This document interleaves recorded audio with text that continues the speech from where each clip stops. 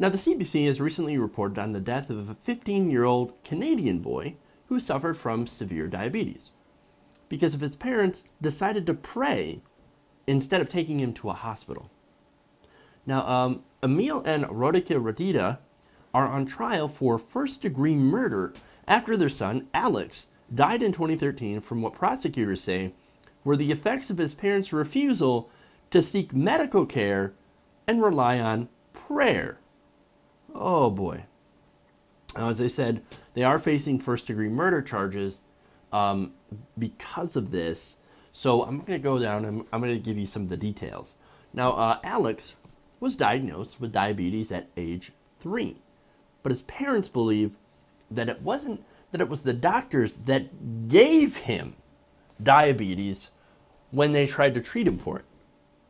That's amazing. Already, we've gone into stupid. They think the doctors gave him diabetes. That's ridiculous. So what they did instead is said, oh, you know what? We're going to leave his diabetes untreated. We're just going to let it go. Well, we're not going to entirely let it go. We're going to pray to Jesus. Jesus will fix it.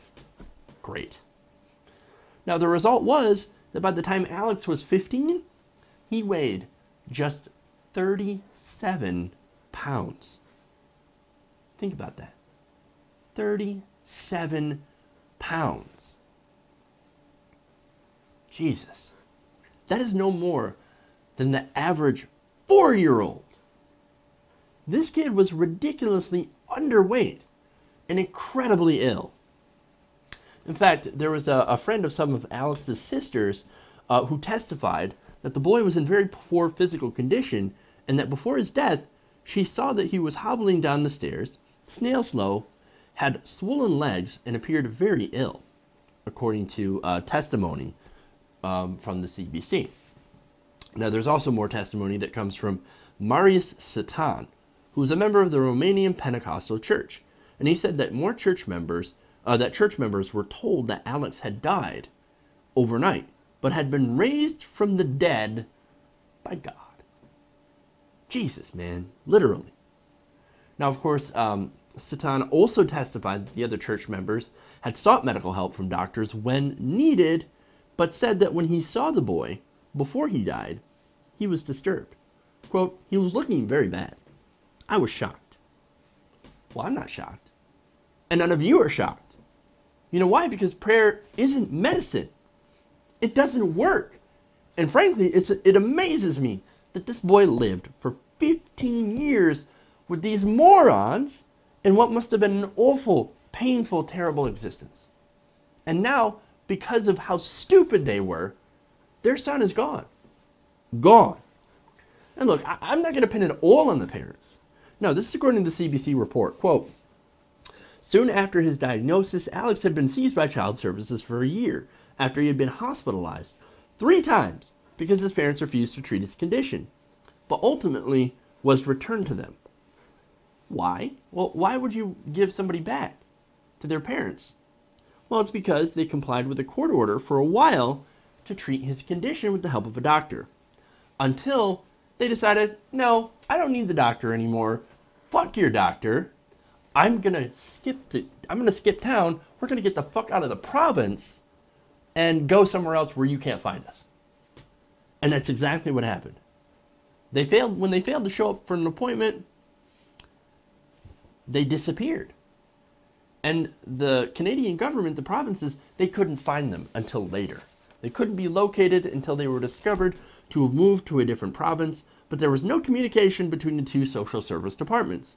So, hey, Canadian government, way to drop the ball and let these idiot parents have their kid back when it's pretty clear that these people shouldn't even be allowed to have children. This is what fundamentalism does to people, man. It kills. Ignorance kills. And of course, these people are the ones that say, you can't tell me how to raise my child. Well, to that I say, well, great job. You just killed your child with your Stone Age mythology and conspiracy theories. Good work. Great job, assholes. Really. Great job. I see your parenting skills are great. And now look, I'm not a parent. I understand maybe I've got no right to judge. But I certainly wouldn't allow my child to weigh 37 pounds without going to a doctor for treatment. They thought prayer was going to fix him. You think in that 15 years when you were praying your ass off, you didn't think that God would finally go, hey, you know what? Turns out, hey, you've been praying for the last 14 and a half years, so we're going to fix you now. Sorry, I had a backup. There's a long line of prayer I got to answer. Maybe it ended up in his prayer spam email box. I don't know. I don't know. But you think they would have got it after a while. Like, maybe this prayer thing isn't working.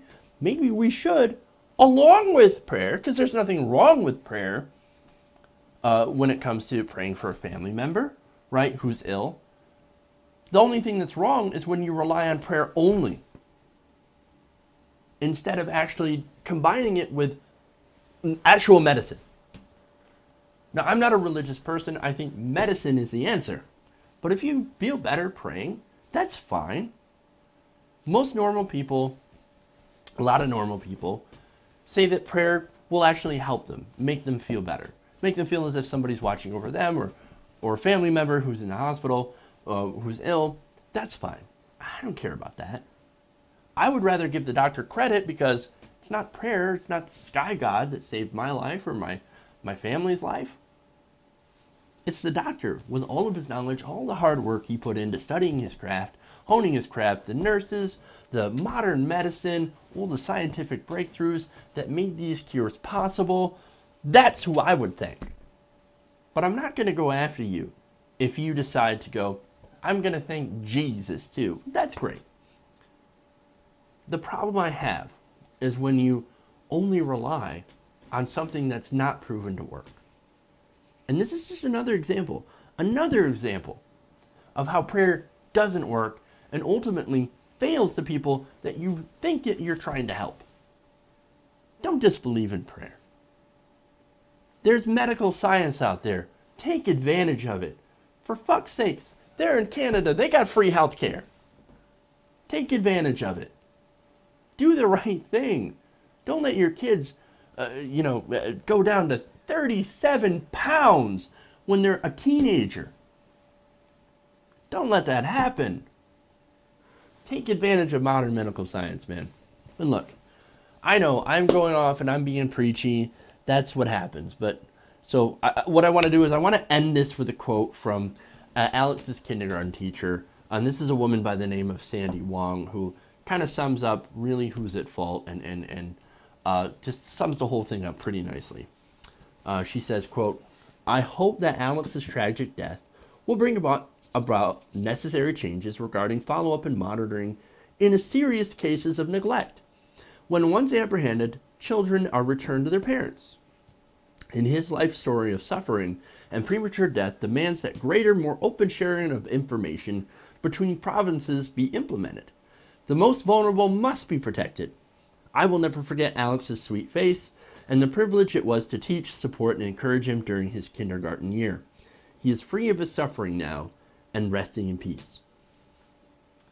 This is an absolute tragedy, and one can hope that the Canadian government learns their lesson and does better with monitoring and keeping these kids away from just fundamentalist parents who may have the best, the best interest of the child in mind, but don't know how to properly take care of that child with a condition such as this.